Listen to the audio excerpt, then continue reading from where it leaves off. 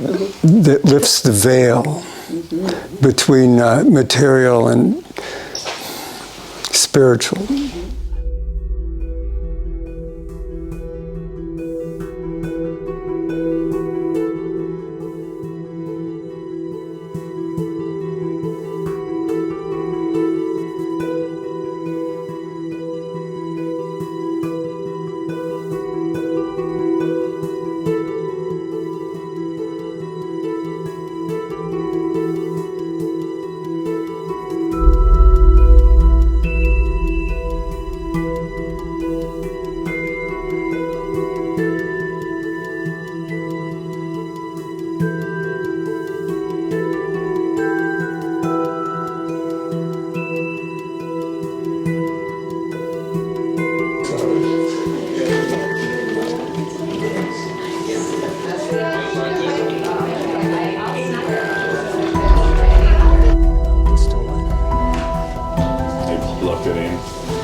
Following your steps over here.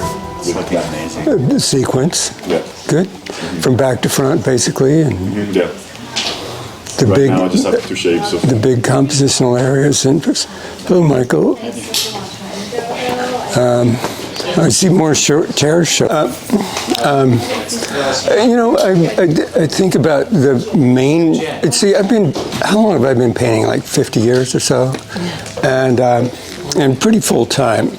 And I could retire because people retire at 70. What would you do if you retired? Well,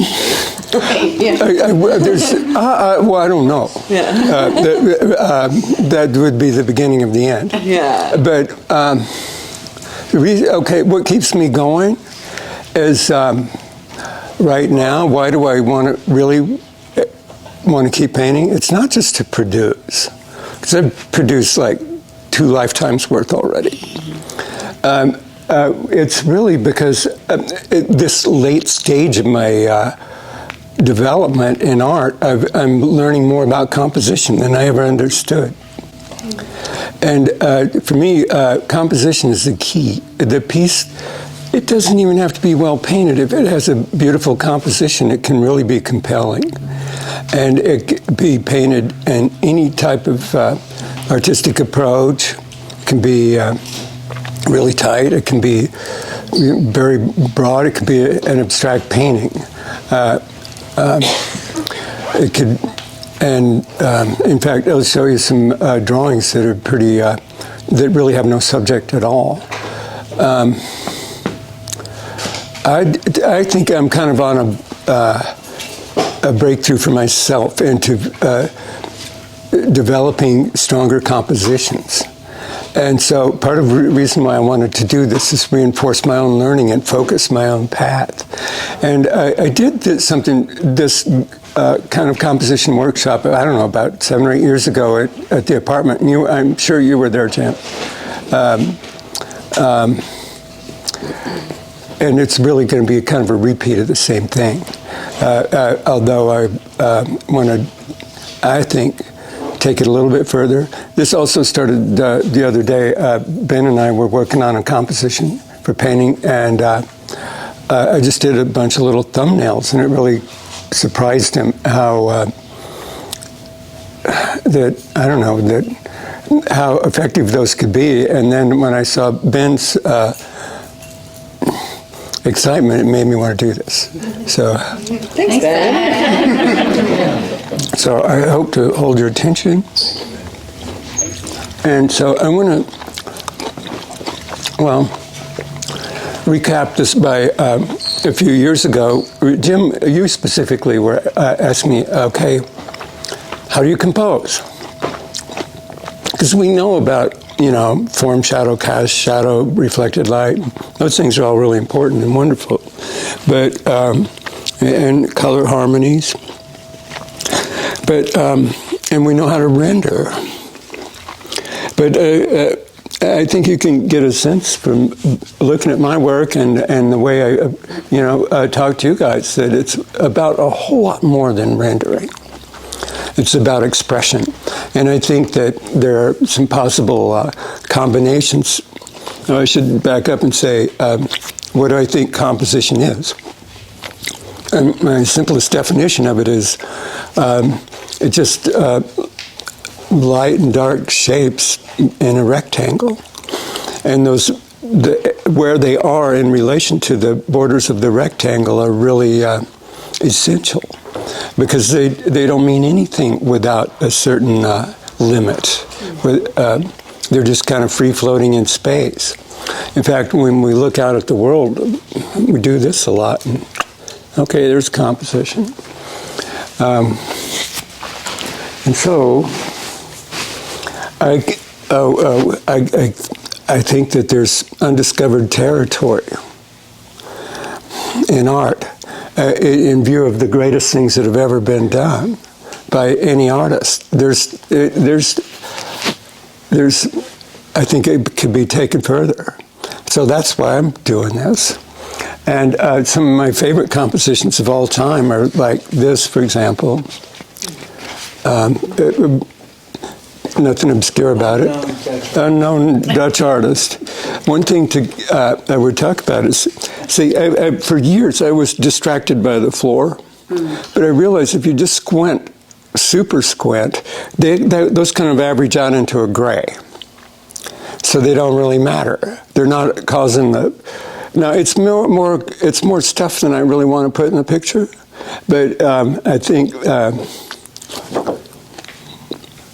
what it does, if that cancels out as a gray, what matters is this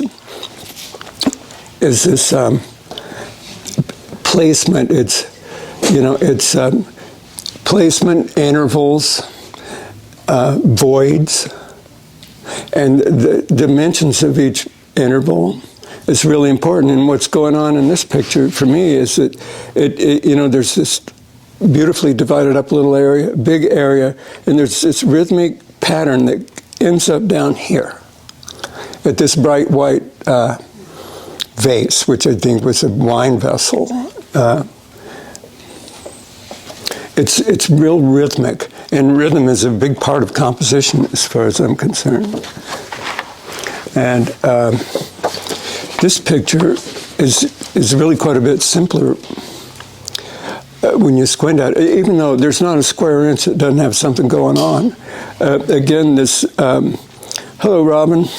There's this kind of averages out into a gray.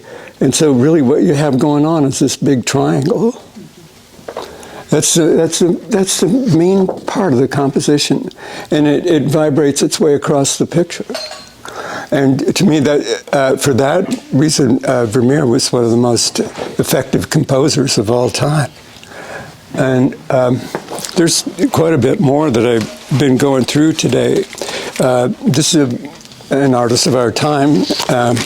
You probably notice, might not so obscure. But just one of many examples is this pattern. It's really just about patterns and repetition, and a simple and beautiful repetition, and it distills down to these two shapes. Although all the other parts of it are, beautifully complemented. And one of my favorite compositions of all time is this one. I've been talking about it for years. Remember, it's so graphic and simple. Hey, John. They both have a similarity of a pyramidal shape, but one's kind of exploding. And what I love is this big, simple thing. There's a big light into dark and dark into light, which is a pattern that's kind of going on in my current still life. It's a light mass with, a light entering into the dark area. You can see it just fine in the shadow there. In fact, a lot of times I'll look at my pictures after, at twilight when it's too dark to see, and I might even have my sunglasses on. And at that moment, it surprises me how it's distilled. You can really see the essence. And I can tell if it's a strong picture or not by seeing so much less. What's the title of that painting? This is called Far from Needham. Far from? Far from Needham, Needham, Massachusetts.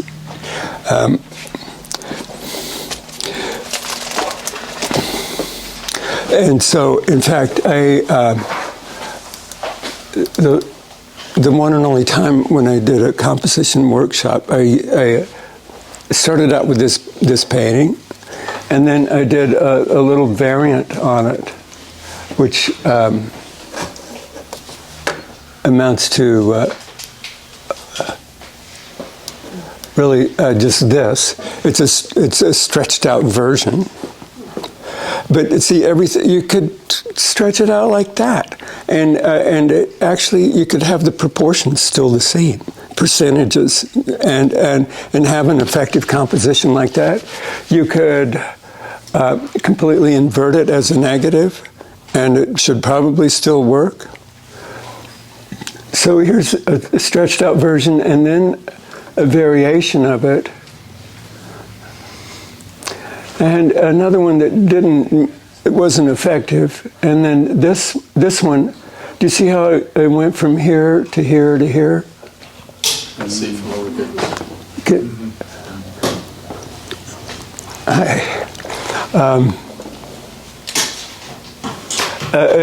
It's a bit of a leap.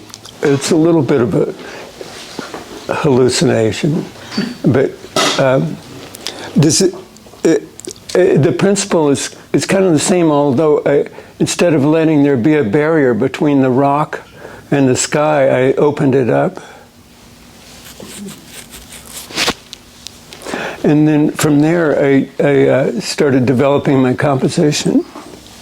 And it was during that group that I was doing this talk, and I actually came up with an idea for my next painting, which was a nice benefit to me for doing that.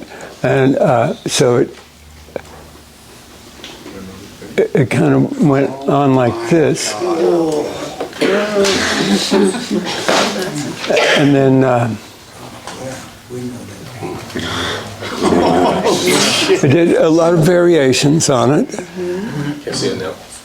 No, I can't see. And then I did the study. The study is about, it's really tiny. It's smaller than it looks here. Is this the study or the final? This is a study, and the final that's the 12-foot version in progress. With the small study. I guess it was bigger than I said. It's more like 12 by 20 or something like that. Where's that? Can you go back one, Dan? I will be glad to. And there's the final, pretty much. Can you go from the I'll start over. drawing real quick? Yes. Yeah. I'll go. So.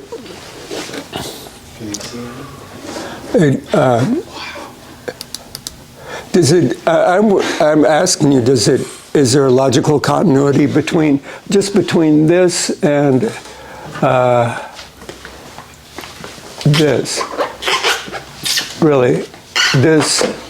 That's pretty obvious. Yes. But and then to there. I'm curious if it's. I'm not.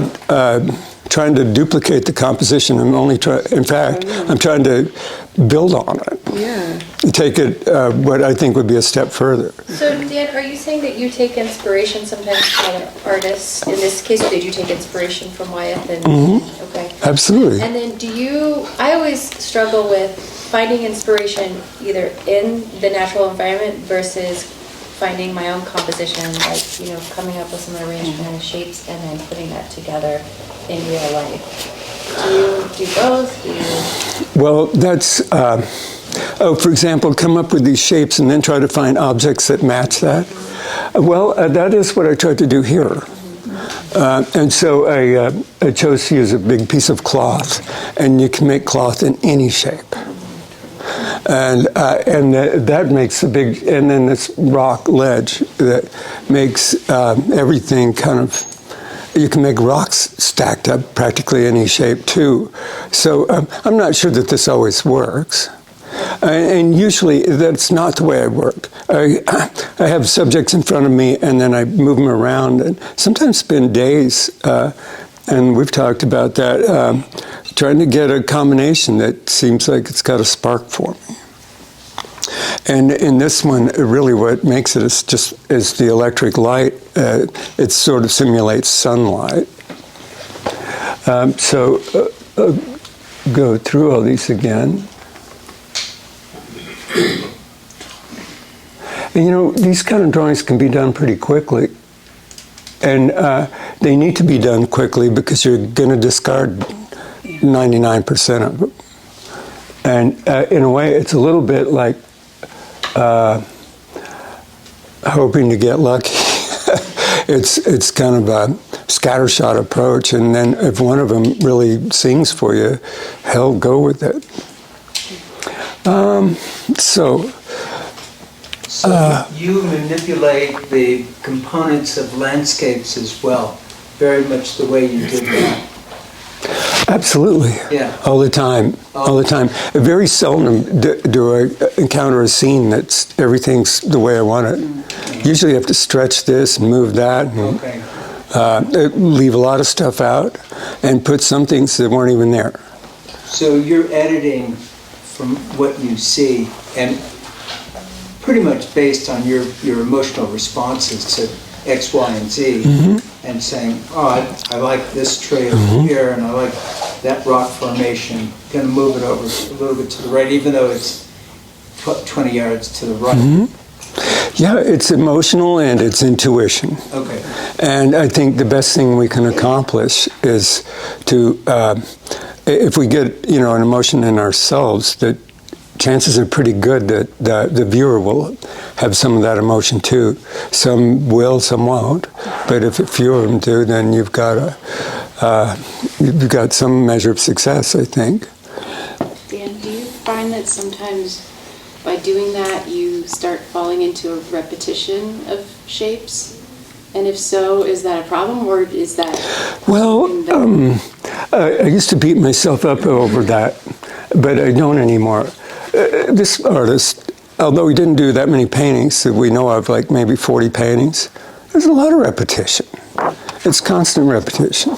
So that sort of lets me off the hook. Here he introduced a spherical shape, so whoa, that's different, So you know what? I don't get worried about that because it's just too damn much to think about. Yes, we repeat. I repeat constantly, and one of the many things I beat myself up about is it bugs me that I tend to solve all my compositional problems the same way, because I haven't got better ideas yet. I might someday, but I do know one thing, that as an artist, that we're under pressure to evolve, self-imposed pressure, if nothing else. But if you're going to make changes in your work, only make changes if they're really improvements. I see artists make changes that because there's a prevailing wind and they want to kind of be gathered up in that, but it's not better. It's usually worse. I've seen a lot of artists make fundamental changes to their work that was just, it's just not as good as what they were doing before. But our hope is it goes the other way. The trick is knowing. Like, sometimes you just don't know if it's better. You don't. Yeah. You don't. And, well, I don't know. That's a hard one to answer. Maybe you know, and you just, self-honesty is one of the hardest things in art. But if your friends are honest, which they usually want to tell you what you want to hear, yeah. because they like you. I think the key is that you're searching and you're not being lazy with something you think is going to work, and that's why you're going to repeat that. I think the intent is much more the key with what you're trying to, like you're just saying, I've come through a breakthrough now, right? And that won't happen if you're not searching. That's true. Rather than the repeating part of it. Because I struggle with this too. Well, I've done this composition, this painting's good, and what if other people think, oh, it's the same painting all over again. And I never, when I look at your work, I don't see that because you're constantly, it's two shapes and it's, balance and pattern and everything else, but I think you're constantly curiously looking, right? I think maybe that even if you come back to the same answer, it's going to come back slightly. It'll come back a little differently every time. Well, just like that definition, big graphic design. Well, there's an infinite number of ways that can manifest. So, yet it's still, that's what I'm attracted to, is big, simple shapes that read all the way across the room. Yet what I hope for artwork to do is, yes, it needs to be a 20-footer and keep working up to, 20 millimeters. So that's what we want, and that's what the great works of art do, as far as I'm concerned. Some pieces, it's better to stop 20 feet away and don't get any closer.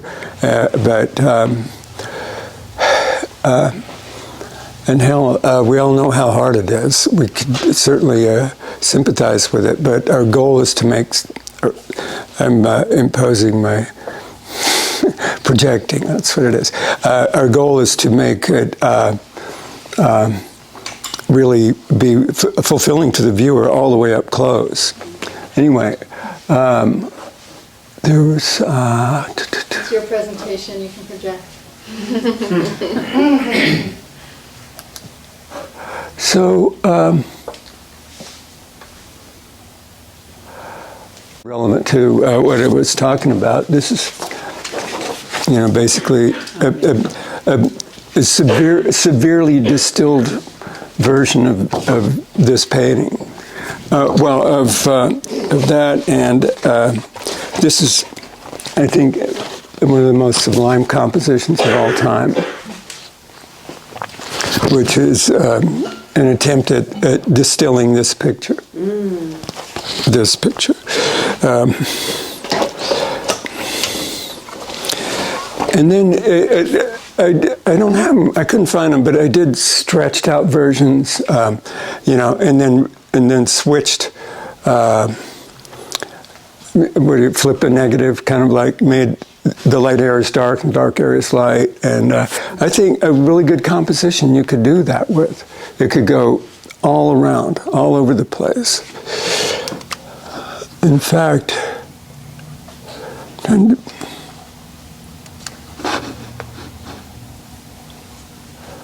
so what I would do, in some of, at a certain point I was trying to design an interior subject, and I did all these variants. The piece never got painted, but it still could. By far, the vast majority of sketches I do never turn into anything. But and some of the things I actually pursue to do may not even be my best ideas, but that's some psychotherapy. But they are kind of related to that, to this painting.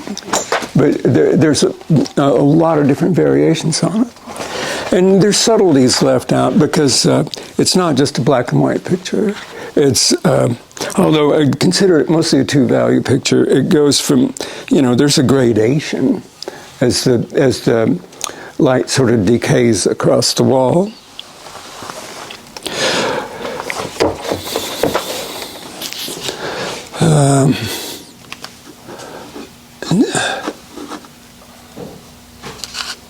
Now, here is a set of drawings based on a work by Alma Tadema, the 19th century is Dutch artist working in England.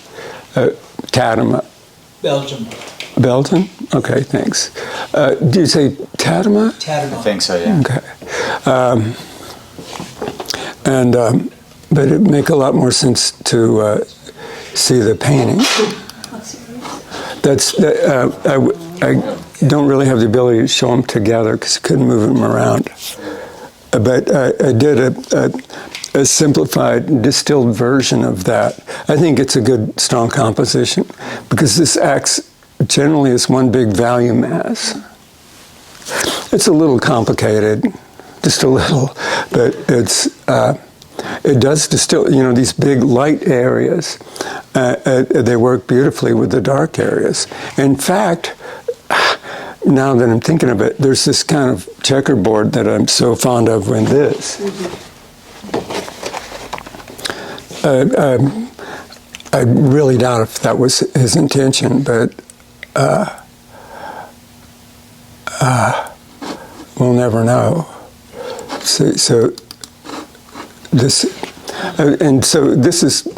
oversimplified. And I can't remember my exact thought process on it. I was, starting with it, but not really trying to just distill it. It was, moving things around for my own possible composition. But it never did get painted. I never did anything with it. That's really okay. Dan, are you saying you designed the composition without thinking about what the subject matter is going to be? Well, sometimes, and then find something to fit it. But usually I have a pretty good idea what it's going to be.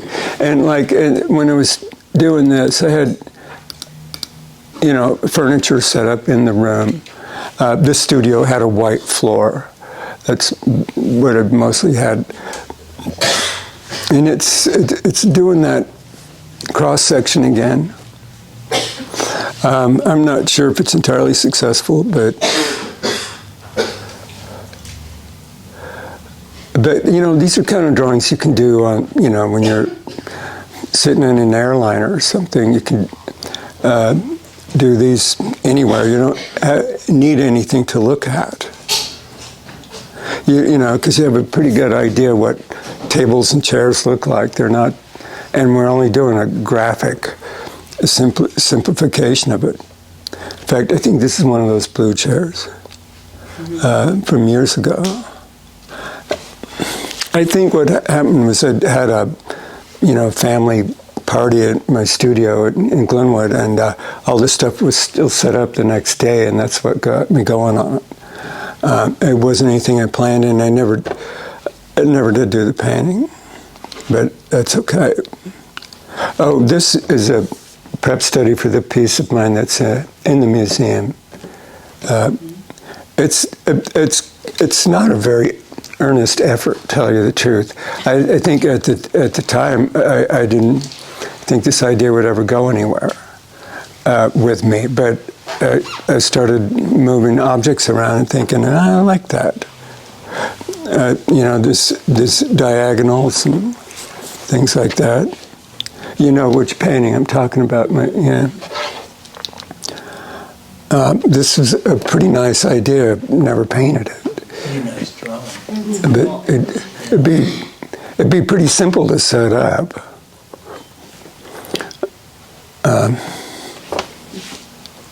Well, I did something a little similar to this, which I'll indulge you. Let's see.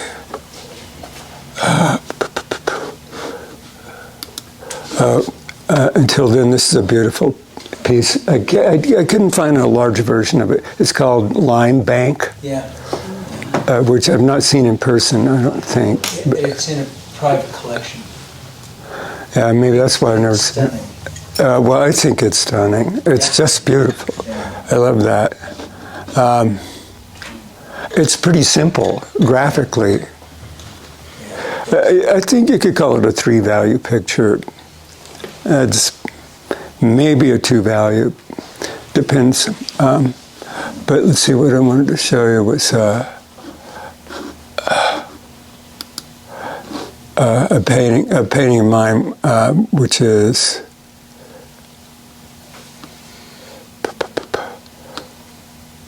if I can find it. Oh, this one. It's kind of related to those. Yeah.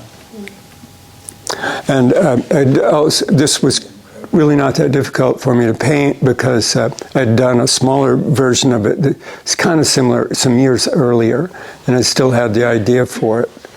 And but it's really distributed in a graphic way. And you can see where this was the outcome of some of those studies, even though it doesn't look like any of them.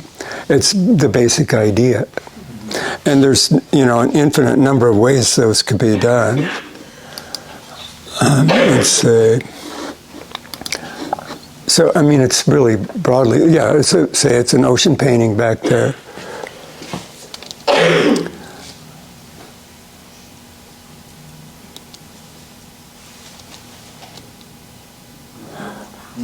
I have ended up doing several versions of that landscape.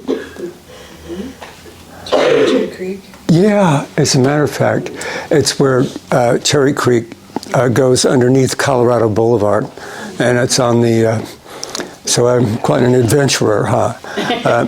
It's on the east side of Colorado Boulevard. You can kind of go down there by the creek, and as far as I know, it's still there.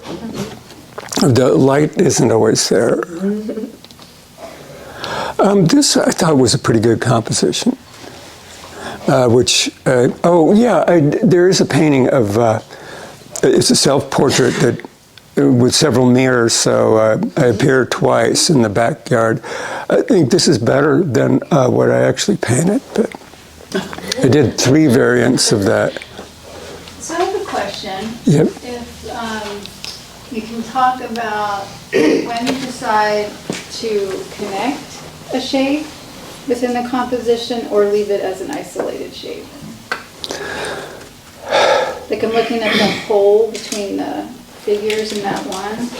Let's see, back a few. Yeah, and I could see you saying... like this one? Like that, I could see you saying in some examples, like, that needs to have an escape, right? Well... It needs to open to something. The short answer to that question is pretty much always. I always want to connect things as much as possible. That's then you're not going to have separate shapes. Then you're not going to have separate shapes if they're always. Well,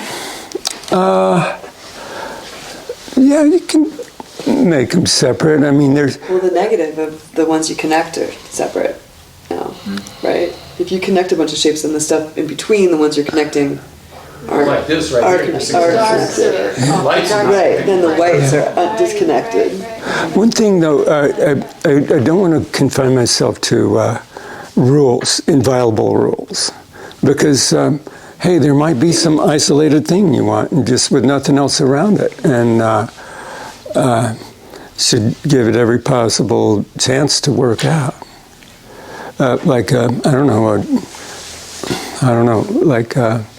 Say a mask hanging on the wall or something like that.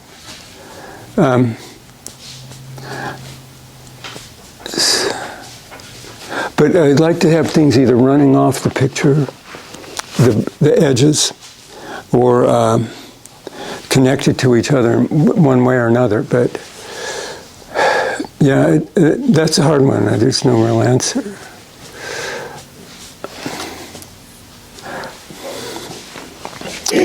Let's see. So,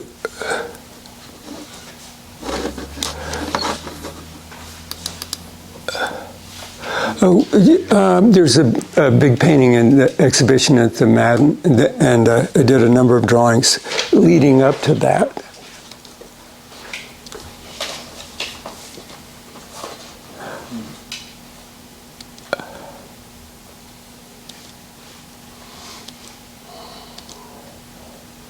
So these are just various ideas. Well, this is closer than any of the others. It's a large piece that's at the show. You know which one I'm talking about? Oh, that was a sad thing. This has nothing to do with composition, but it was. I was witness to this really traumatic event where a guy got hit in the head with a propeller. Oh, Jesus.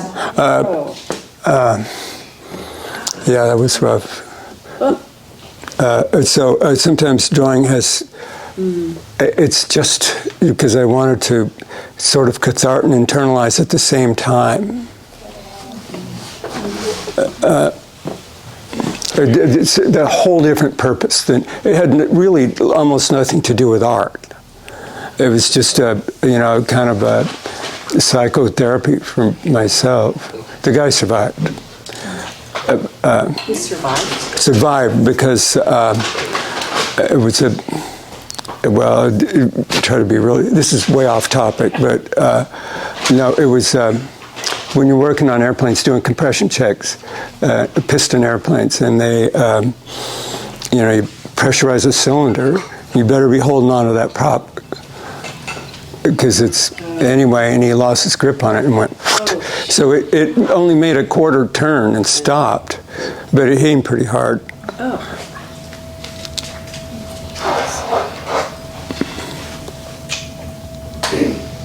So with all of these compositions, I know you mentioned a couple of times, like, oh, I like this one, but I never did this painting. And do you hold on to all of the ones that you like, and then you'll go back to them at another time? Well, I'm not very organized, and they're scattered in little notebooks and napkins and all over the place. So this is about as coherent as I've got it. And I'm surprised I've got this many pictures.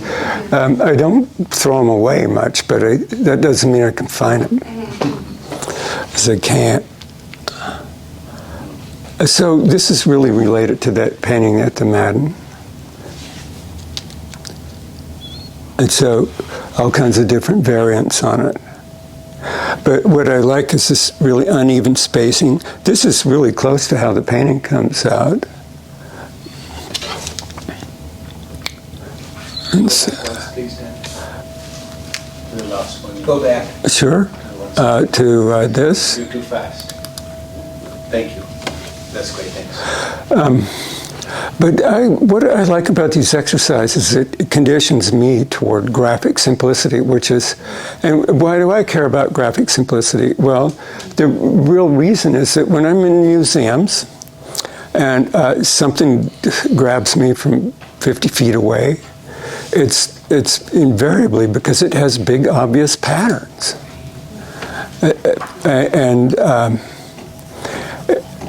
This subject could be interchanged with a lot of different subjects, but it'll have all different styles of painting and philosophies of painting, but just almost invariably, like that is, I think, why we're so drawn to Caravaggio, is because they're big graphic shapes with quite powerful contrasts, and that is probably one of the most, popular artists, I was going to say of our time, even though he was like 400 years ago, but 300 and some years ago. 400. 1610. 1609 he died. 1609. Not 1610? Okay. Is it active from 1590 to 1609, 20-year career. He's a case study for sure. So let's see. Oh, this is okay. This is inspired by a photograph, and it happened to be by the photographer Arnold Newman. And the photograph is of Picasso in his studio. Not that I love Picasso, but I thought it was a great, I don't hate him either. I think it was, I just loved these diagonals radiating out from the center. Dan, what do you think are some traits of an unsuccessful composition, if you could think of any? Okay. If things are distributed too evenly, it just gets static. We could make a musical analogy, like Johann Sebastian Bach is known for this constant repetition, but every repetition has a little change. And of course music is all about rhythm, and I think rhythm is a big part of painting too. And so, but each interval is either a little different or has, has some change going on, higher, lower, temperature changes. So, yeah, if things are just too evenly placed, it can become static and just not interesting. Even if it's beautifully painted, it may not be interesting. But I have to say, I was looking at something made by an AI artist that really grabbed my attention, and it's two figures that are really duplicated. But one's just a little bigger than the other, a little closer and a little higher up. And the thing, it works, and even those figures are really practically the same, except one's bigger than the other. And it's interesting. So the variation, the differences don't have to be drastic. They're listening right now. Right. Taking notes. I'm not sure what you said, but AI is listening. oh, probably, yeah.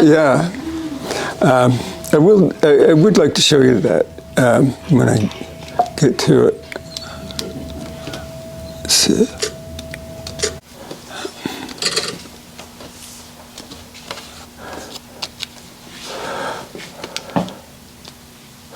So,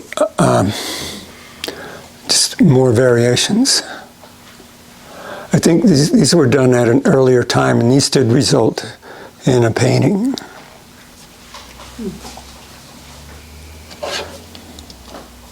So these are ways in which I teach myself to compose, basically. And do you always do a thumbnail of your comics? Okay. I'd say more often than not, I just do it right on the painting itself.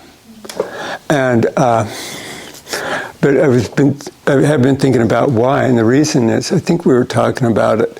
If I do a preparatory study that really works well, somehow when I try to transfer it to the painting, it loses something, and I never can quite get it. So I find often it's better just to do that prep work on the painting itself. And that could be why most of these never turn into paintings. But it's good training for me.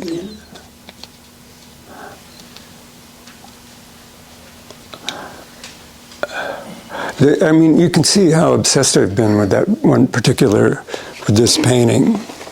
Yeah. Woman in blue reading a letter. Each interval is a little different. Or if they're real similar, one's darker, less contrast, but something's changing all the time.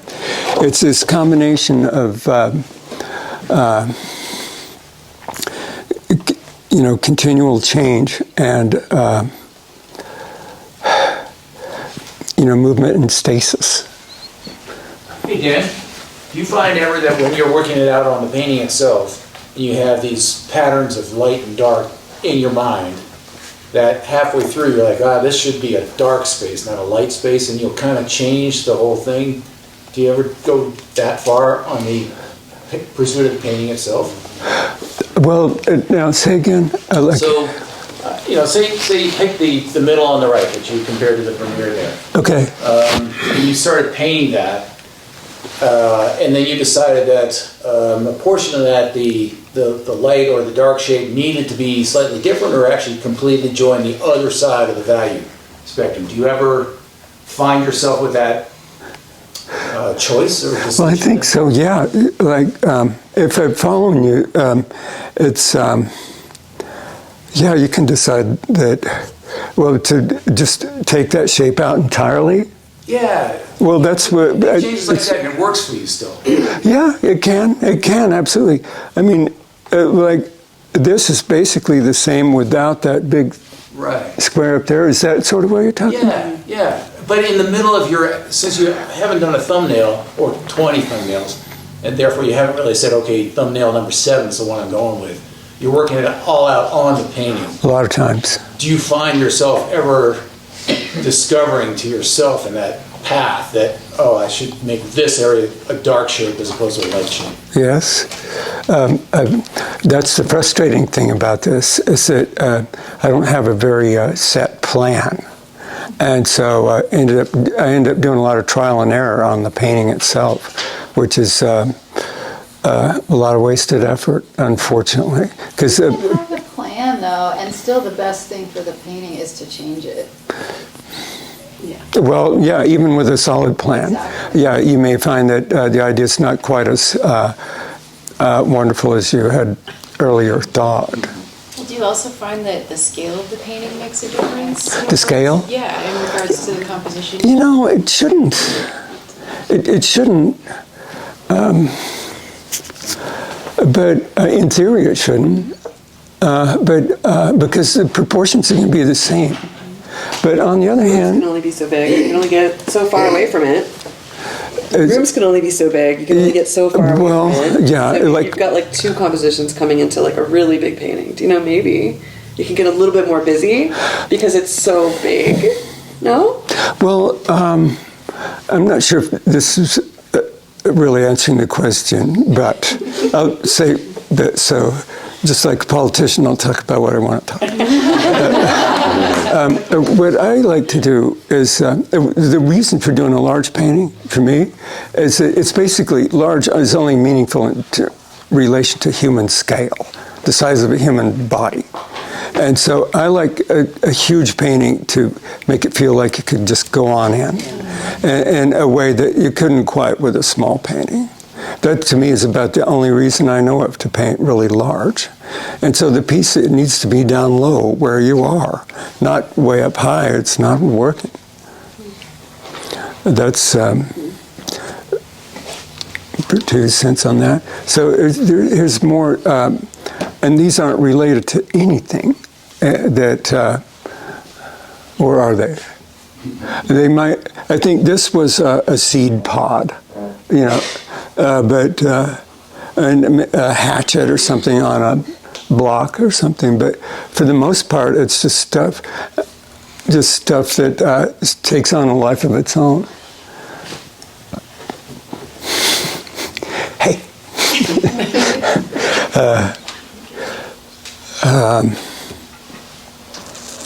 Well, actually, this is an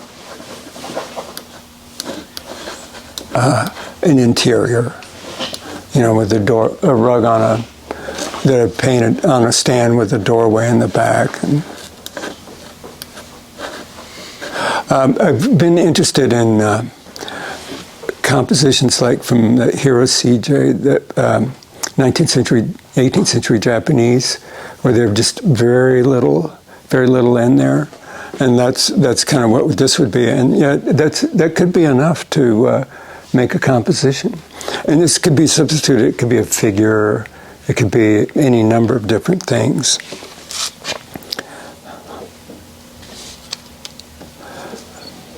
But it is kind of fun to do these.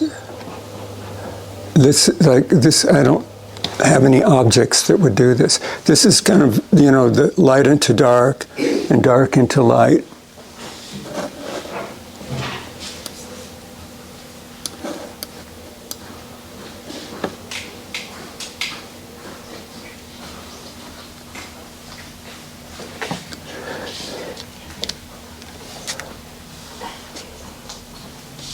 And then these are figures, just, you know, just roughly.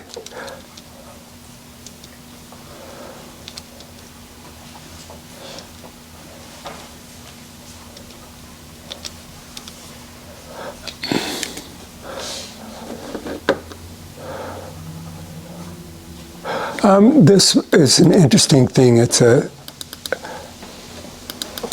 study by Andrew Wyeth and another study, and this was the final. So we could take an opinion survey, which is of the three, which do you prefer design-wise? That one. I do too. Sorry, Andrew, but we all. Well, that's I don't know. Just I guess here's the reason for me. I said this shape needed to be a little larger, and it trickles down kind of nicely and joins the rest of the painting. Whereas in the final, it's that light is just whoops. And the darks are not as dark as they might want to be. Yeah. No, I don't know how accurate this reproduction is. It's not a very clear one, but right, it doesn't have quite. That one, you'd say maybe like leans on 3 values more, the one that he finished actually doing. Because like, not only is there the small little white shape, but then there's the dark compared to the mid. Yeah, yeah. Mid is required to make it really interesting composition. Could you show the first sketch again? Yeah. Wow. Depends what he was trying to convey, though.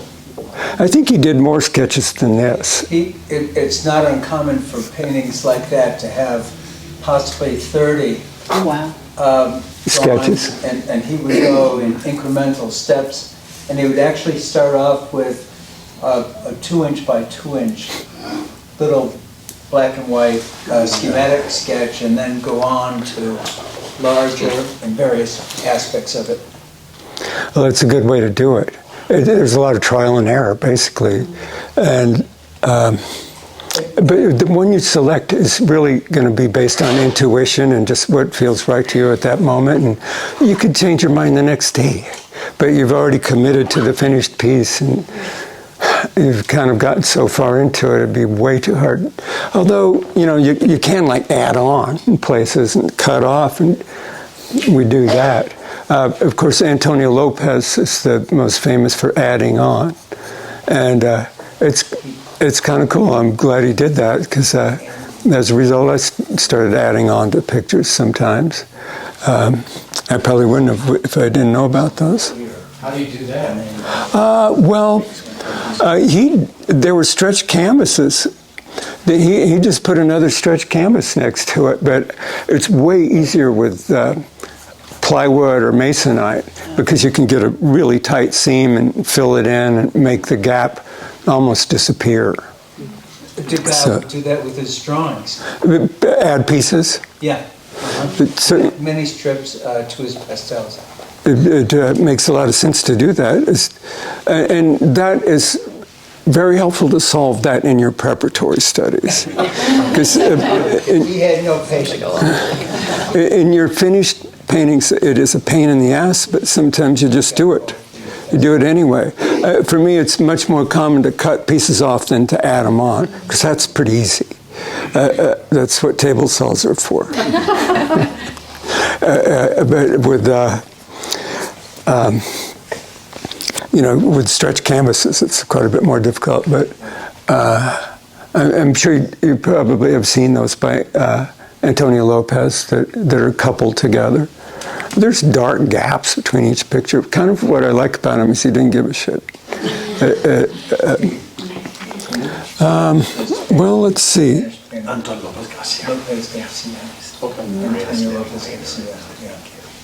So,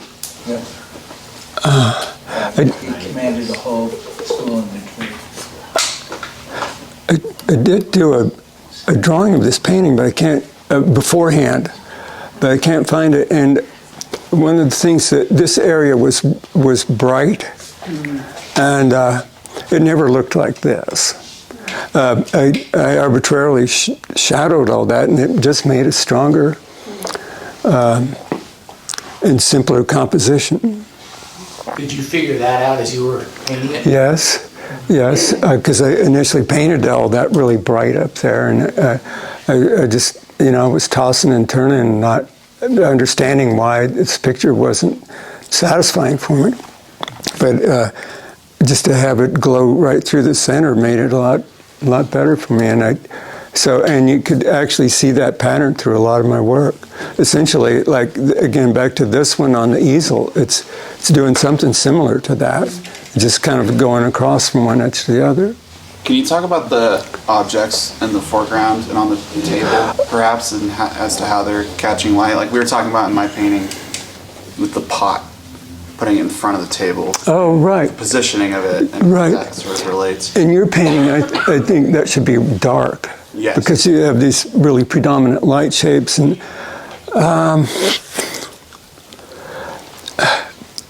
I did that. I think I'm trying to remember why I did it, but I think it was really because there's this sloping diagonal, and I just wanted to repeat that diagonal.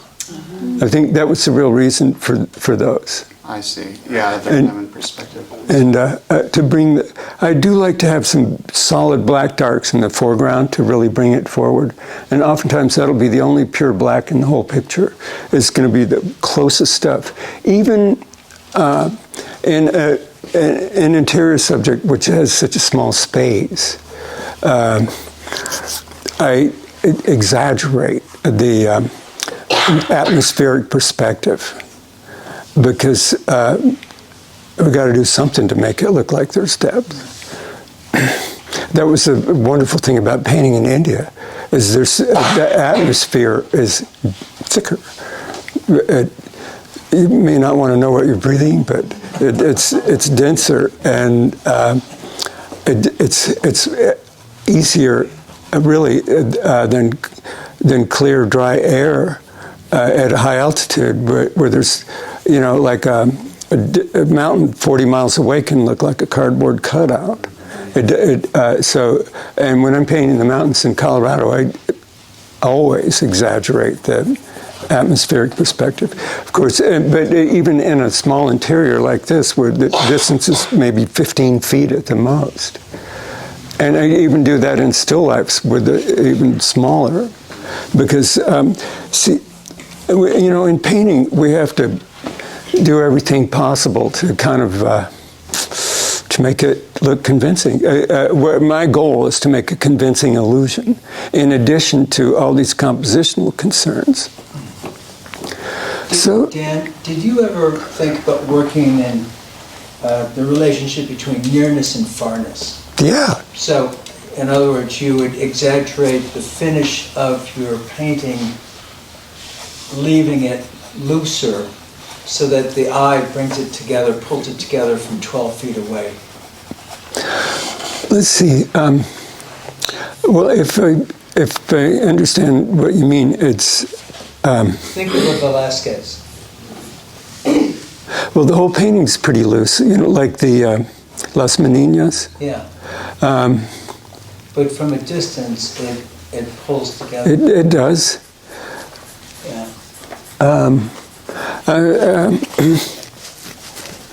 Well, okay, you can have, everything could be loose in the whole picture, but as long as the more distant stuff is even looser, just a comparative thing, then and slightly atmospheric, then you'll get this feeling of depth combined with linear perspective and all the tools at your disposal. Well, I'd like to do a few sketches, and then sort of talk while I'm doing it.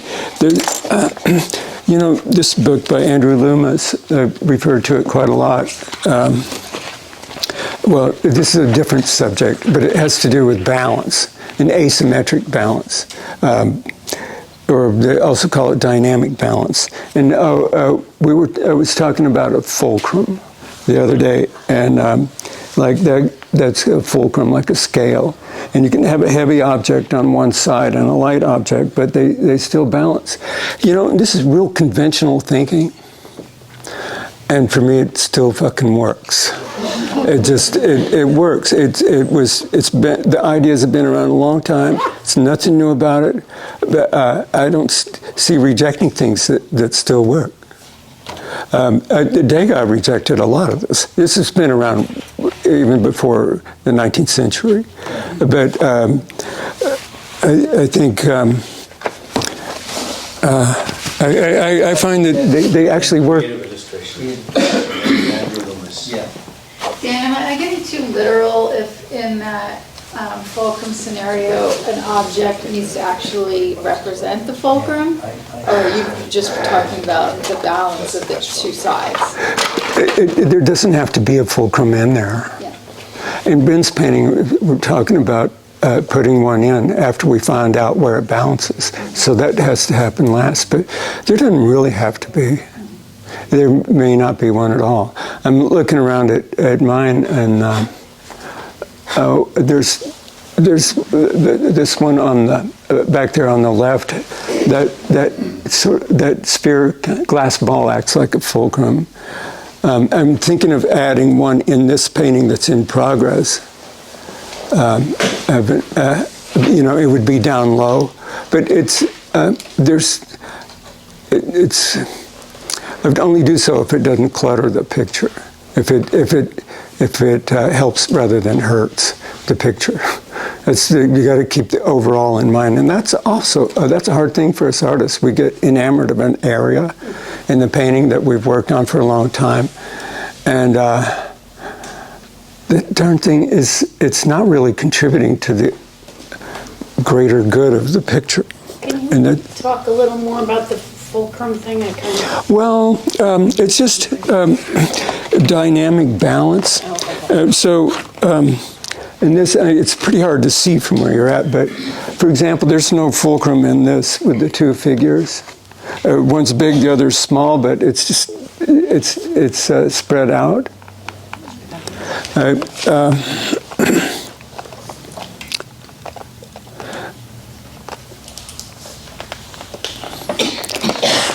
And Looks like a teeter-totter, doesn't it? What's that? You have a big person on one end of the teeter-totter and the little guy at the other. They're going to adjust to get balance. That's exactly it.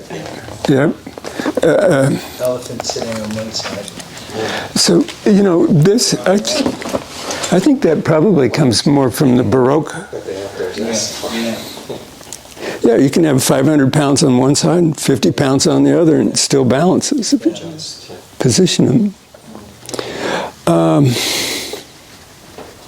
Well, the Renaissance was much more about symmetry, and the Baroque is kind of known for an asymmetric balance, and that part I like, but I like the execution of Renaissance painting more generally speaking. That's just a personal taste.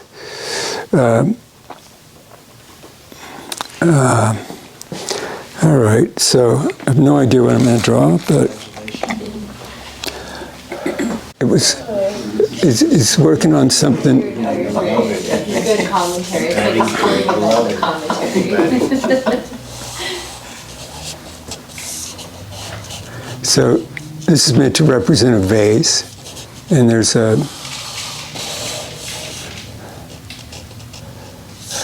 something here.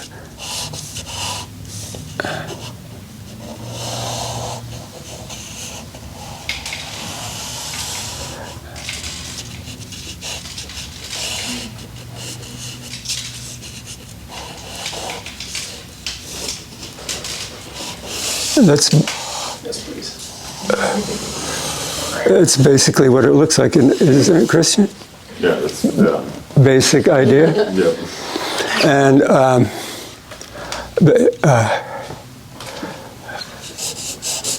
there's a plant that Robin gave in there.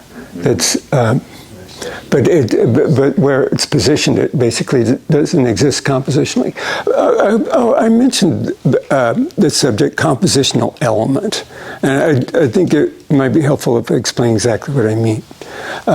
Say, like, if you have, say, like in this painting that's in progress, if I put lots of any number of details in the shadow area, but keep them coordinated value-wise, that is, to match to be laid there in shadow, to not be bright, then they're not compositional elements.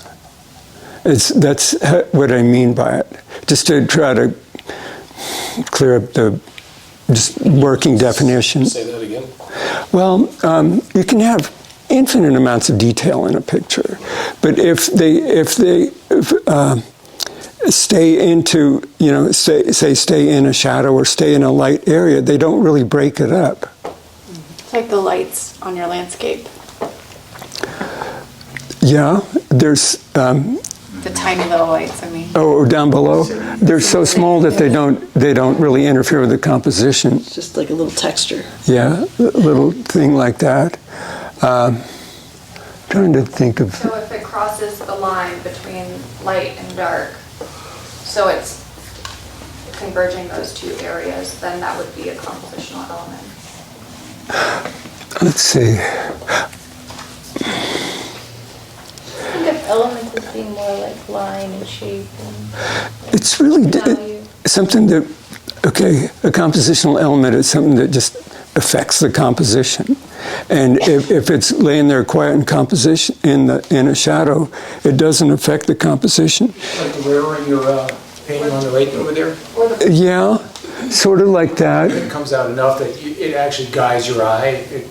A little bit, and it doesn't really, like if it were huge and bright, then it would break up the composition. So it needs to be small and discrete. The shape and value that affects the composition, could be a composition. Right. Here's another way to think of it is, say, like the map here. There's a lot of detail in the map, but none of it's a compositional element because it doesn't divide up the map. That's really all I mean by that.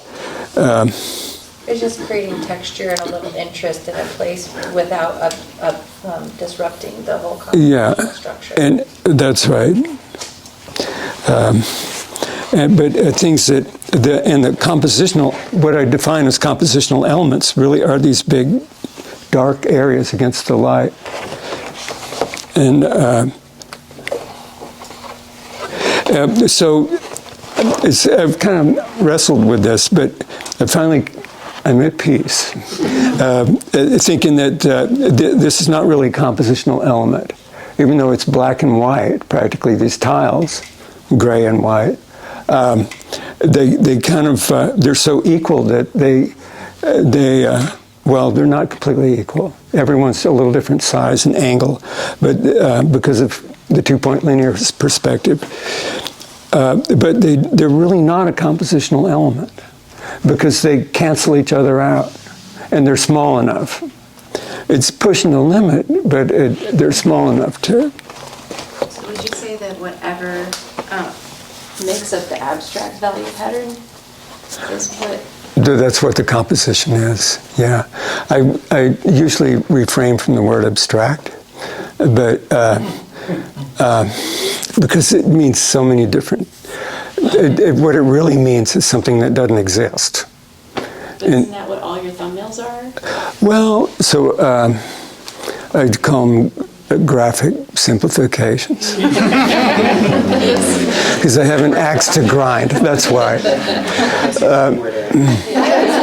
definition of abstract taken from life. Is what? I always thought the abstract definition, the definition of abstract was taking from life, borrowing from life. Or ambiguous.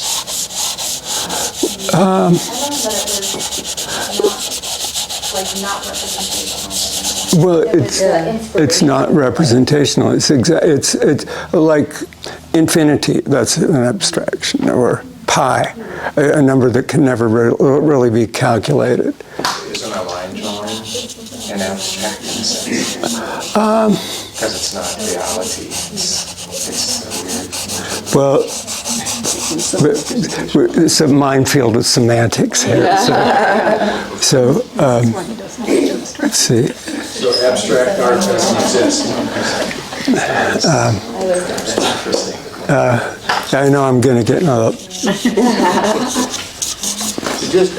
Maybe another way of saying the whole compositional element thing is to just understand the context of all the shapes that you're putting into your design and understand where their place is. Right? Is it part of the light shape? Is it part of the dark shape? Is it going to affect the design or not, and how it reads? I think just being aware of that, right? Just kind of a flip way of understanding what you're saying. Does that make sense? Well, for example, let's see.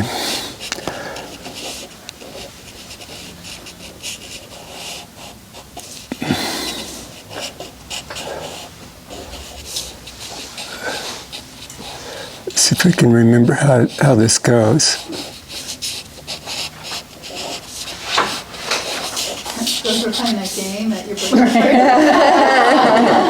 Dictionary. Time's up. Charles Schultz.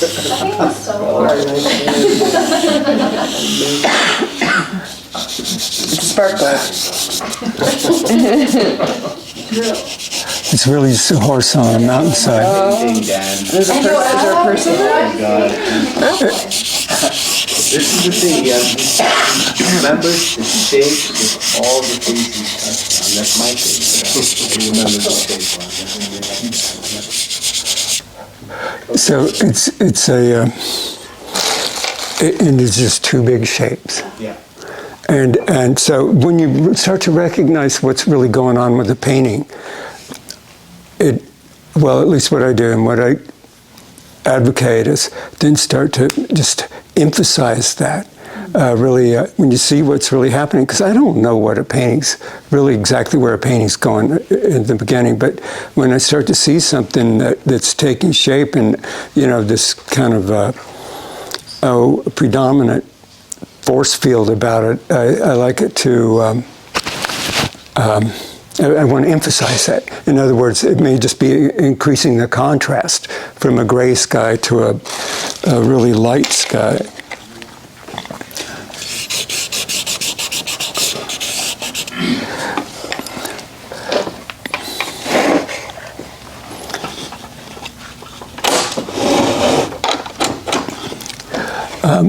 This is, okay, actually,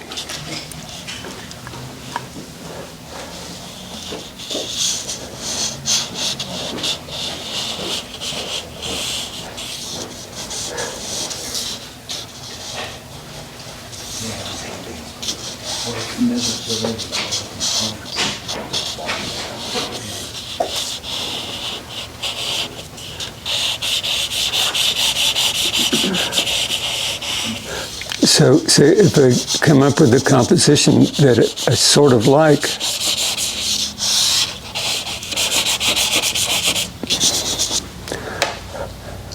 and I start thinking, well, wait a minute, these spaces are too even. So I'll do another one that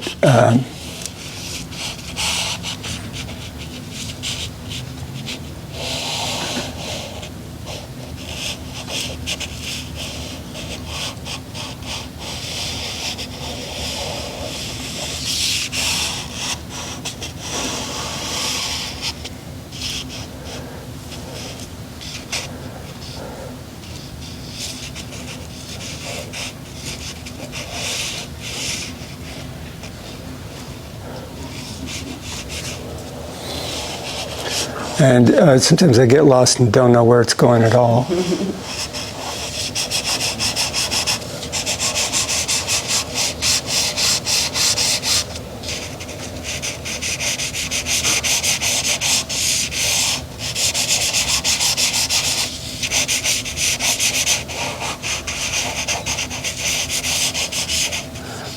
A little bottleneck there, so when I join it.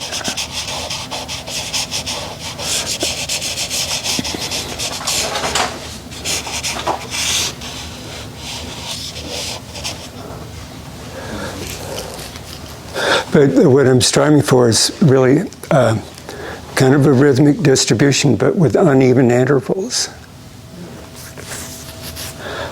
This is so refreshing because I find I'm overthinking the compositional components, and thinking this way is going to filter through all of the static from what's out there in the landscape especially, and then just think about solid, simple shapes and move from there. Yeah, you can be out on location painting and barely looking at the subject, which is how you can keep working for 5 hours long after the light has changed. They're dark, and but you remember which color was where on your palette. And so I don't know if this part's really helpful, but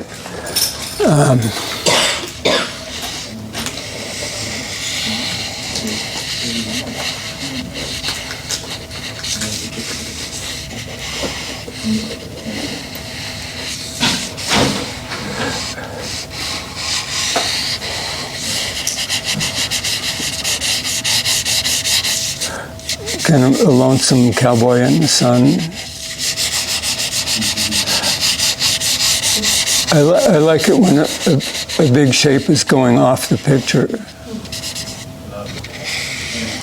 Not, so that it seems like it's bigger than the picture.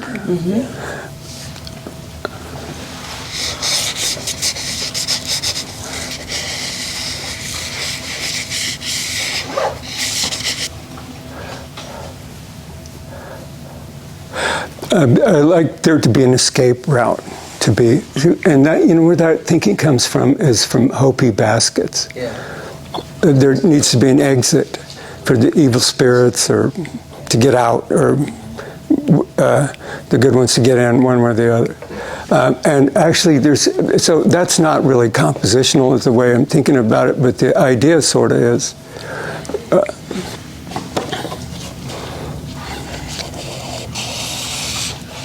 So I think, did you guys have sketch materials? Yeah, that's cool. What you just talked about, the Yeah. exit, the escape. Like, a lot of the times in a painting, I don't know if this is compositional or not, but like, you want the eye to stay in the painting, right? You want it to, like, oh, that takes you out, like, bring it back in and take it to another element in the painting. And so how does the escape, maybe that's one of those push and pull sort of. It's two opposite elements, thoughts. Two opposites, yeah. Yeah, I like there to be a big exit somewhere you can get out, and I pretty much have like a main shape going off the picture somewhere. And oftentimes, if I'm looking at a piece of mine that's ostensibly finished, but I can't figure out why I'm not thrilled about it. Oftentimes, it's just confined or static. I need to find a way for it to be bigger than the border, even though I think the boundaries of the rectangle are really important. It's just is dynamic to make it seem like it's going off the picture. It's a problem that I kind of have with that painting of the white cloth against the night. It's not going off laterally, so I made up stuff in the distance that goes off. And I'm not quite sure if it goes off enough.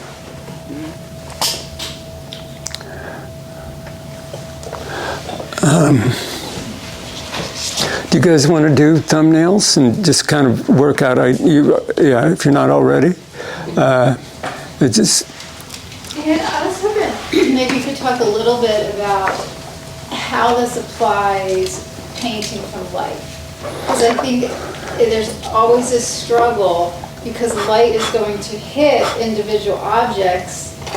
You know, you're going to have bright spots on every object that it's like inherently aren't condensed into one light shape. I'm thinking of a still life or landscape. It's oftentimes goes against what the light's actually doing. Well, I'm glad you brought that up because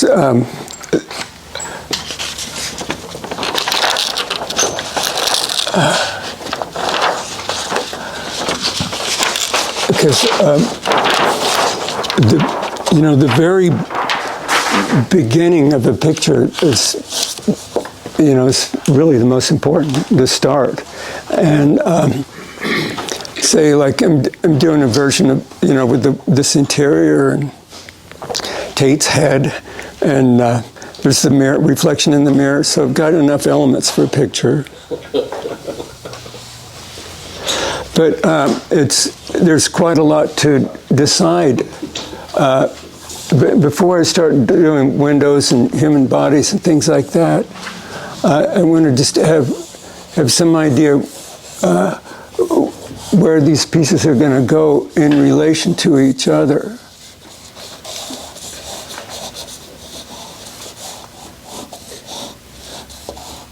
And so, like if I make a box it in right here, well, things are just a little bit more.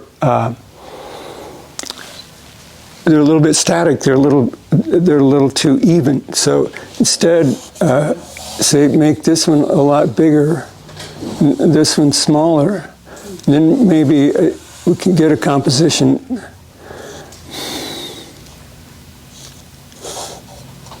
And I don't want these equal. So poor Tate's body's going to be cut off. Looks just like him. So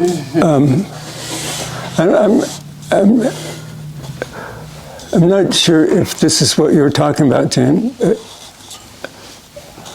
Well, I think you're getting on it, that you're changing what you see, but I guess I'm more curious, my question more pertains to changing light, because light describes form, and it's,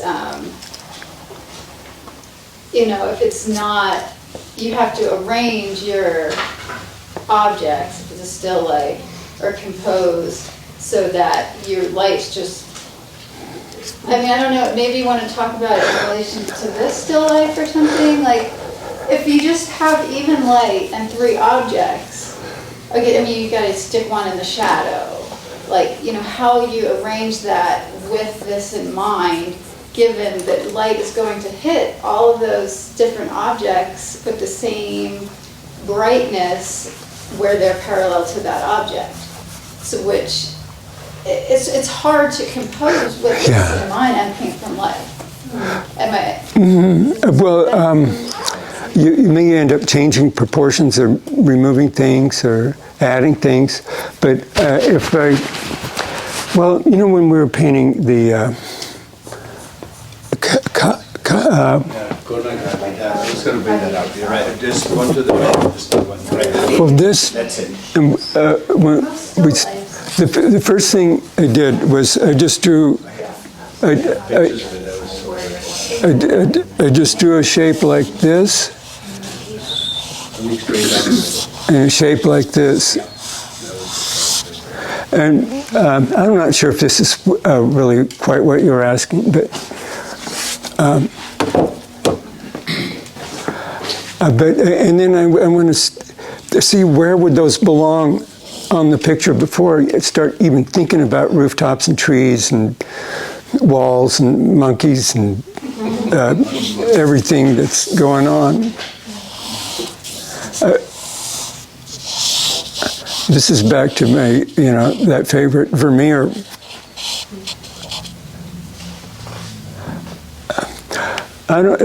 Is this at all what you're talking about? I think maybe I just said it to Lily best. Most still lifes don't follow this pattern. Am I wrong?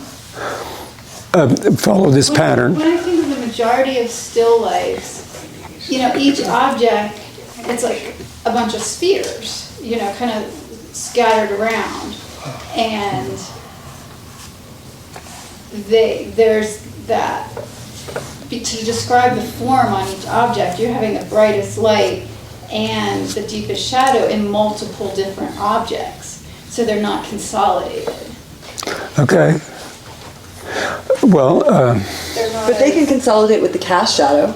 Sure. They can consolidate with the background. If the background is light versus dark, behind a light object versus the dark object, that one will be cut out, one will consolidate with it. Mm-hmm. So it's hard to answer, really. And how dark is the object, too, because it can be a dark compositional element in the light. Yeah, I guess this is what I'm getting at. Mm-hmm. This is the application step of how to make it work. Is you have to design. I think you should design. Yeah. Yeah, and pick and choose and not, and you may reject that still life and start with another distribution of objects, or find a way to say the tops of objects go into shadow, or the bottoms go into shadow, or something that. So that's, I'm not entirely sure how to. No, I think we are answering it. I think my point of bringing it up is that is a jump from making what you see into this is actually how you set it up is super important. Yeah, it is. It is. Well, what I like to do is just say, like, here's the rectangle. Dan, would you pull up that little study that you spent only an hour on, the one on the right, the Pushkar one, and just show that to everybody? The one, just keep going. The one on the right, on the right, on the right, on the right. Yeah, that little star, all the right, all the way. No, down below, down below, down below. Down, close. No, no. Hold. Push car? Push car. On the right? Right. Oh, that's was from Utah, actually. No. On the This one. Oh, that. Yes. Oh, That is what all this everything. it didn't get very far here. This one. It got dark, but let's see. Structurally, it had everything. Okay, here's what I want to talk about. Is that, say you have a group of buildings and a sky, and those are the prominent parts of the composition. Before I do anything, I'm just going to, I think I want the buildings here and the sky here. Before I start any kind of drawing at all, it's just like, say, or here's the big window here, and here's a little mirror here, and if I like it, I'll go with it, and if I don't, I'll say, no, I think that needs to be quite a bit bigger, and this needs to move over. But I keep doing that a few times. And then say, okay, I like that placement, or whatever it is. It could be tables and spoons, whatever it is. And then say, okay, I like that, so I'm going to turn this into a composition. And then you start drawing, thinking about linear perspective and thinking about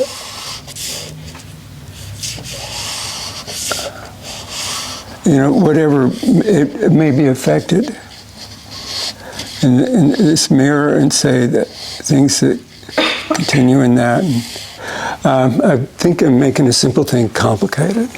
I just get a broad idea where you want things before you start drawing, a profile or whatever it is. I find that it is a little, sometimes, I think when you start composing it, it's easier to wrap your head around, and even working from life, and then trying to do it, and then trying to put it together, maybe practicing both, finding inspiration in life and doing these shapes, and then also composing it and trying to make those shapes how you want, maybe doing both to see. I think people, for myself, like I said in the beginning, sometimes I struggle with what way my brain should be, working in what way. Some people find inspiration from life and they sketch that. Some people put it together and try to, and then they have to make that work compositionally. And I think that's. So which do you prefer?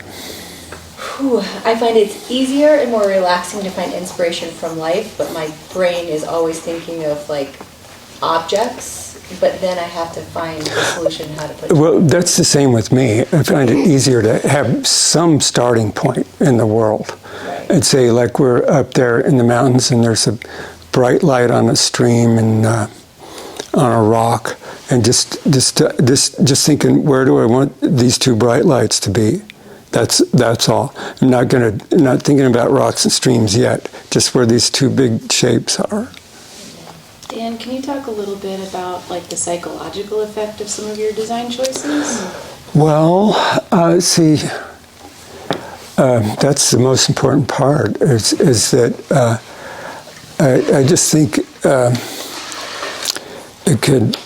it's possible that if we get this right combination of light and dark patterns and repetition, interval placement, rhythm, all of that, it could,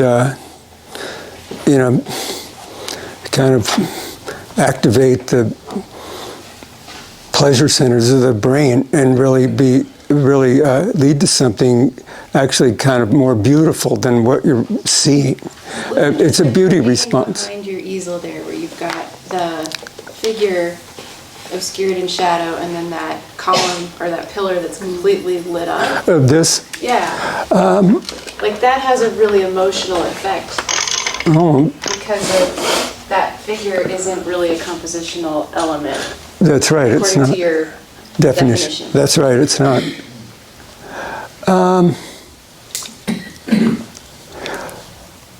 So, see, I don't know that it works so well, but I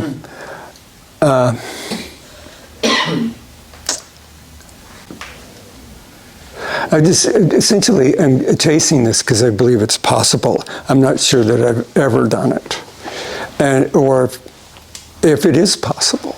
What's it? It being this transcendent combination that unlocks the secrets of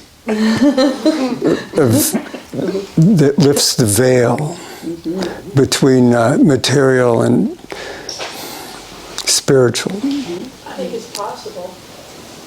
I think if anybody's done it, you've done it. Yeah. Well, I appreciate it, but it's a search, and there's got to be more and better ways to do it.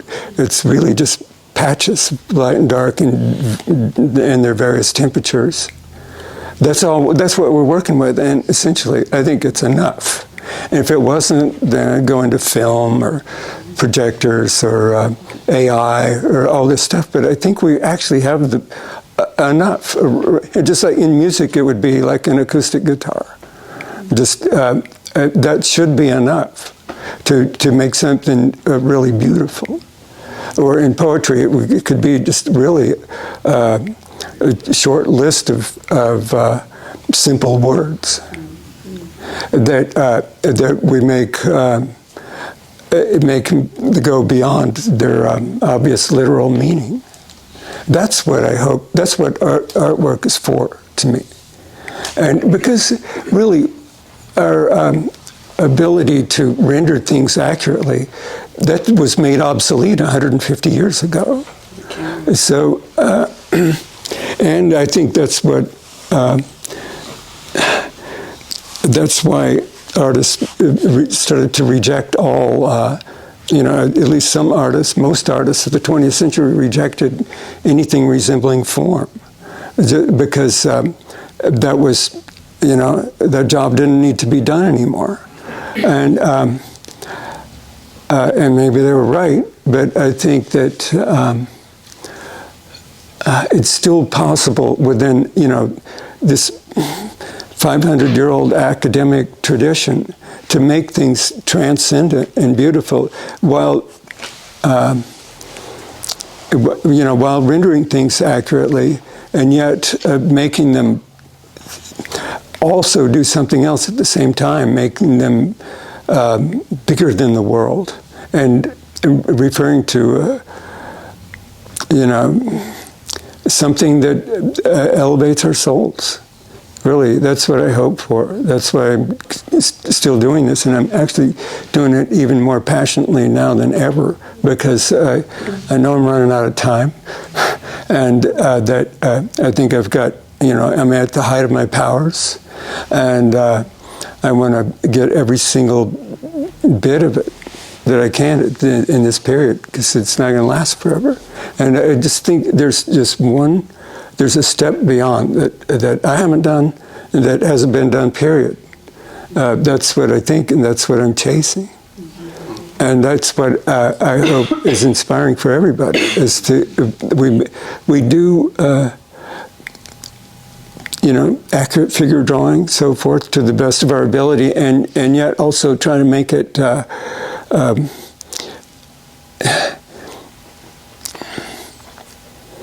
significant in or bigger than it is, somehow encompassing more of life. Like William Blake talked about, the whole world could be represented in a tiny space. Now, that poem escapes me right now, but or a grain of sand, or I've forgotten now exactly what it is, but I think that's what we can do, and that's the greatest potential of art. I would also say that I like to represent things accurately because I'm so invested in it. I've spent my whole life trying to get good at it, and so I'm damn sure not going to give it up now. Artists that say they've outgrown that, and they could render perfectly, but they're bored with that, and they want to. Well, I really am skeptical that anyone's perfected it. Imagery is so ubiquitous now, more than ever with phones. Everyone has cameras and everyone takes thousands of pictures. It's just unbelievable. And so in some ways that devalues what we're doing, I suppose. Because there's nothing scarce about it. Maybe it devalues photographers for us again. Maybe that. In any case, we just don't worry about it. It could be that, actually I've thought this for years, that the more things are automated and mechanized, the more hunger there is for handcrafted things that have a different kind of perfection, but there's definite errors in them too. And I think, like probably my favorite painting really is Renaissance painting. Yet there's all kinds of problems with it, all kinds of proportional errors and perspective errors and all kinds of things. But there's something so beautiful about an artist who believes that genuine transcendent beauty is possible and will stop at nothing to make it happen. And that's the feeling I get, say, from Jan van Eyck and Roger van der Weyden and Hans Memling. Is that it's inexhaustible, and then fast forward to our time, it's done with the conviction that beauty is really possible in our time, with just an earnest belief. And that's why I really have no use for cynicism or even irony in art. Most of the last, since 1960s or so, art has been all about irony and saying what you don't mean. Andy Warhol. So, and he did change the art world for sure. Well, see, isn't it easy to say what you don't mean? It's a lot harder to say what you do mean. And make yourself vulnerable in that way. Put your neck on the chopping block. Anything that's done with sincerity is a target for ridicule. So I say, let him ridicule. I think it's just worth the risk. It's much easier to do things that you don't mean, like really the whole of pop art. I have more admiration for abstract expressionism because I think they actually had sincere belief that there was something,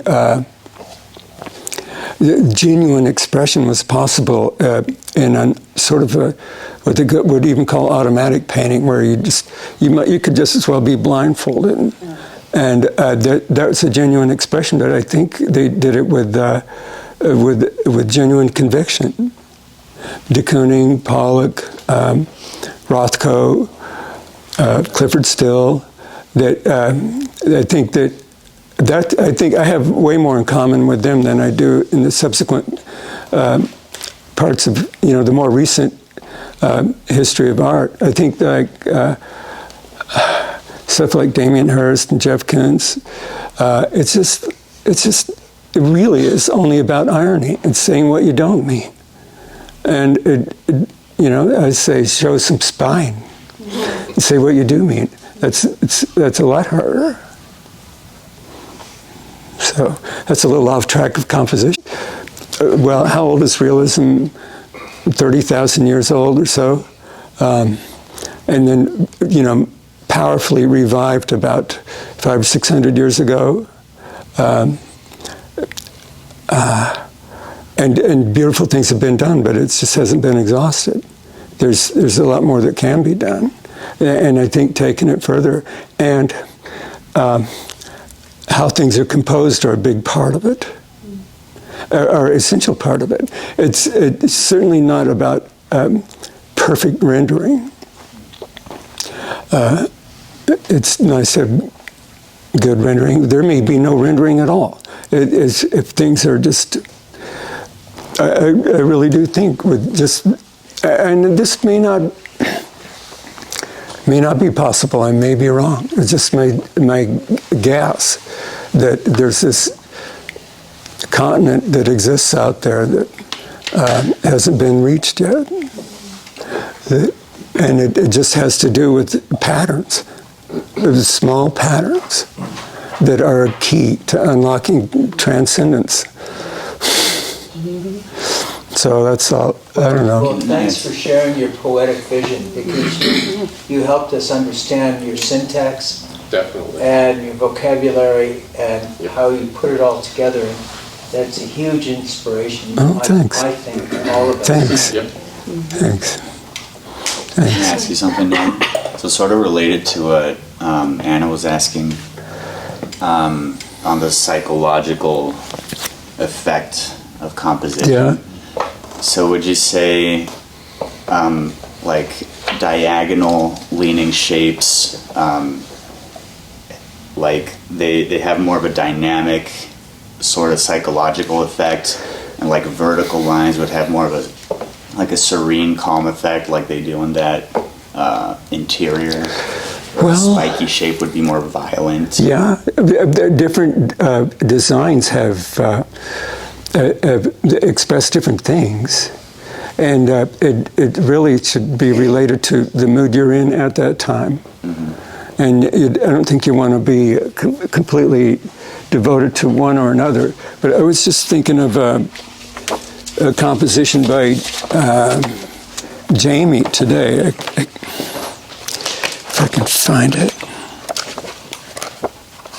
Well, I don't know if I can find it, but things like, well, this is by Andrew, just for example. It's pretty dramatic and graphic, and it's kind of, those diagonals are kind of jarring. I guess you could classify compositions as, say, like, even within graphic simplicity, like one that emphasizes verticals or one that's radial.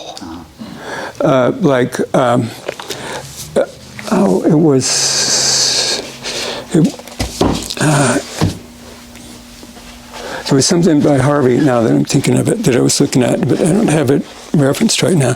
Or this composition by Aaron Schickler. Although I think I would like something over here. And the whole interior kind of echoes out what's going on. In a way, it's this area is a synthesis of all that.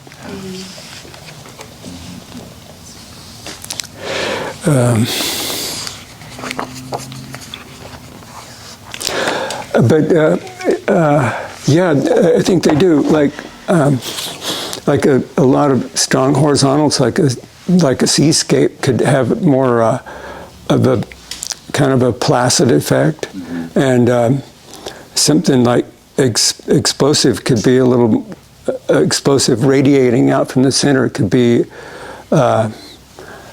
a little more jarring in an effective way that's desirable. So would you pair that with a subject matter? Like, would you design certain kind of shapes and lines to pair with a certain kind of subject matter? You know what I mean? I do. Well, for example, like a bare tree is just like exploding out from the center, and can be kind of gnarly and anthropomorphic in its own way. And that's something I'm attracted to, and it's not really soothing. It's kind of it could be disturbing, and that disturbing could be really, what you want. But you might also want at a different time, you want something that's not disturbing. But this crucifixion that I painted, if you guys have seen it, I made it as disturbing as possible. It's a violent, ruthlessly cruel, torture to death. After that, I was kind of worn out with it, and I painted a mountain landscape where everything was just kind of flat and serene, because I just needed to. And it was what I wanted. They were done for different reasons. Well, that was meant for a hospital waiting room, which I donated actually to the Valley View Hospital in Glenwood Springs, since it was a non-profit and it was getting contributions from people everywhere. That was the best thing I could do, and I wanted to contribute to a soothing, healing environment. And I think that's a possible thing to do in painting, is to make things that have that really just. And they did other things in the hospital, like lots of plants, beautiful woodwork, big windows that open onto a carefully cultivated landscape, fountains that were all tasteful and beautiful, and I wanted my artwork to kind of complement their effort there. It's the cancer center, and I know people go in there very upset and not sure if they're going to live or die, and it's the most stressful thing in the world. And so I wanted something that was just, I just don't have a painting. I'll try to find a reproduction of it, but it's just real placid water. It looks like a place you could survive. Actually, and it's not original to me at all. The idea came from a survey that these Russian artists did that it's kind of bogus. Except when it's bogus when taken to the extreme, because but essentially people gravitate and feel safe and warm and like they could survive in a landscape that has placid water where you could get food, where you could climb a multi-branch tree and escape predators. There's and it looks warm. It's not hostile, and those are. There's something really beautiful about that. A place you could survive, And I think there's something to it. A big. It could be a scene.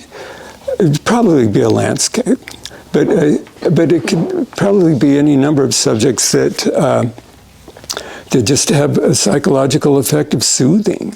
And that's all you really want to accomplish. And maybe you don't want a lot of high contrast. You want, kind of a little bit more like Whistler, making things really kind of the twilight and just soft and make it look like a place that could feel good and heal up and get out of there, kind of thing. Other times you want to challenge people. You want to have, there's something, you have a statement about the world. As for me, I don't think it's any good to do didactic works or moralizing works. I like to do works that don't tell you what to think. And that's the way I like movies, too. Even if it expresses my point of view, I don't like being told what to think. Right. And so I love the movie about, for example, about Jackson Pollock. There's a dramatized version of it. That comes to mind as one of the really good movies and part of what I like about it is you can form your own opinion. It does not tell you what to think. Is he, iconoclastic genius? Or is he an infantile psychopath? You could have it either way, it's up to you. Or it could be none of the above. That's the way I think that art should be. I don't like, in other words, it's like propaganda. It's just, and there's a lot of propaganda, out of China and Russia in the mid-20th century. And it's pretty competent. It's well painted. And it's just like, it may be beautifully composed and beautiful color and well drawn. And it's something about it. Just the fact that it's really trying to force a point of view on you is really just kind of like, doesn't work at all. There's a whole conversation about this in an interview with a bunch of the artists from a show called Big Stories that just is up in New York Academy right now. And they just had the conversation like a month ago. Oh, really? Yeah, and that was a big part of the conversation. Art that's didactic versus leaving things open, and they had talked about it for a while. Because didacticism assumes that that you alone are in possession of the truth, and you're here to enlighten people. Well, that's really not the case, because we're no smarter than anybody else. and we don't have some secrets to the universe. In fact, if there's a message I would like to get through a painting, it would be completely untranslatable. It would just be about, these active, composition, placement, intervals that just that touch your heart in a way, and the best pieces can do that. But there's no inherent message. It's just either you feel it or you don't. And I would say probably a majority of viewers won't. And that's okay. You can't. But the few that do would benefit greatly.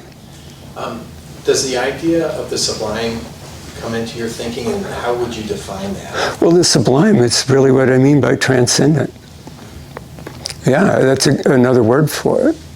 Just kind of an elevated, higher consciousness of beauty, I think, is a goal. And honestly, I don't know if it exists, but I'm trying to find it. And it may not. I think I just have a strong inclination that it does, but so far, maybe not without complete evidence. But. That show is evidence. Yeah.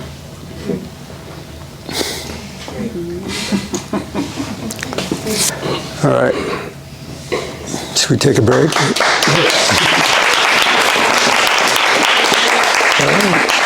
That was amazing. Thanks. Very useful. You got a lot of opinions for free. That was excellent. Thank you so much. Oh, well. I got the show several times. All right. Oh, thanks. Yeah. I'm gonna head out actually. Oh. I've got so much work to do, And just kind of move stuff around on little charcoal sketches. Sure, totally. I take pictures sometimes with the painting and then work on it in Photoshop. Helps a lot. That can help. Yeah, that helps. Very cool. See you, Denise. Hey Dan, so these shapes like light dark, right? Do you sometimes gradation them into the opposite? And when do you do that? And it seems, does that decrease the power of things, or? No, it can actually further integrate. Okay. That's something I should have touched on. And now that you mention it. Because gradations are really how you unify areas. There needs to be some gradation.